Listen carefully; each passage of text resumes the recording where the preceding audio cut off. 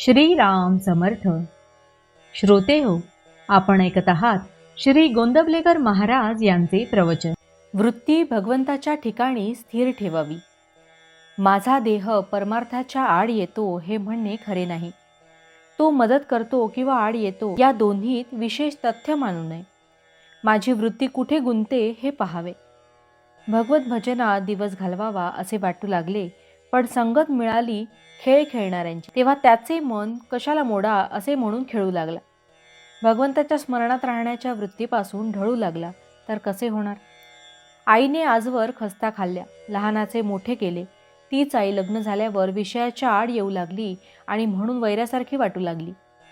वास्तविक दोघांच्याही देहात फरक होण्यासारखे असे काहीच झाले नाही, पण वृत्तीत बदल झाला. विषयातच मी गुंतून राहू लागलो. याला काय करावे? मी सुखी कशाने होईल हे आपण आपल्या कल्पनेनेच ठरवले. पण या जगात पूर्ण सुख किंवा पूर्ण दुःख असे काही आहे का?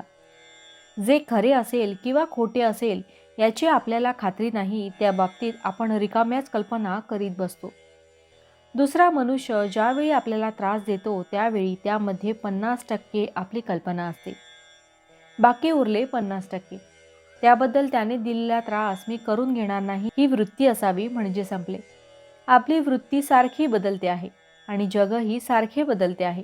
त्यामुळे अमुक परिस्थितीमुळे सुख किंवा अमुक परिस्थितीमुळे दुःख होते हे वाटणे खरे नव्हे, कारण सुख दुःख अस्थिर असते. शास्त्रांचे नियम हे वृत्तीला स्थिर करतात. भजन, पोथी वाचन, मंदिर बांधणे वगैरे गोष्टी जर वृत्ती सुधारण्यासाठी न केल्या तर ती नुसती करमणूक होते, त्यापासून खरा फायदा होत नाही. आगगाडी रोज काशीला जाते, पण तिला काही काशी यात्रा घडत नाही. यात्रा घडते ती आत बसलेल्या लोकांना. गंगा स्नान, विश्वेश्वराचे दर्शन वगैरे आतल्या लोकांना घडते. त्याचप्रमाणे देहाने नुसता पूजापाठ वगैरे करून परमार्थ घडत नाही. आपली वृत्ती भगवंताच्या ठिकाणी चिकटली पाहिजे.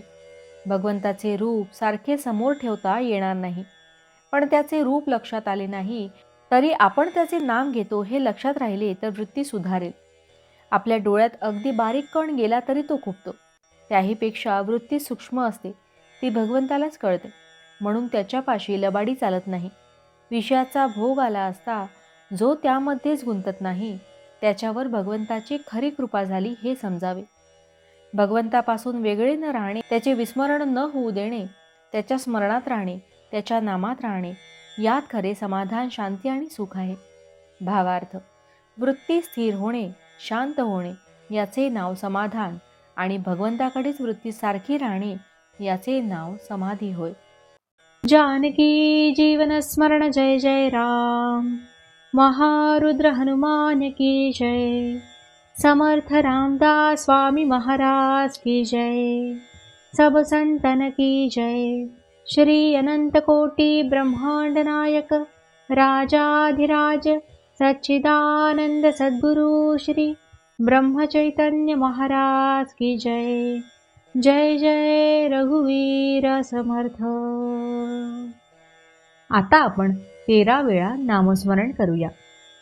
श्रीराम जय राम जय जय राम. श्रीराम जय राम जय जय राम. श्रीराम जय राम जय जय राम. श्रीराम जय राम जय जय राम. श्रीराम जय राम जय जय राम. श्रीराम जय राम जय जय राम. श्रीराम जय राम जय जय राम. श्रीराम जय राम जय जय राम. श्रीराम जय राम जय जय राम. श्रीराम जय राम जय जय राम. श्रीराम जय राम जय जय राम. श्रीराम जय राम जय जय राम. श्रीराम जय राम जय जय राम. जय श्रीराम.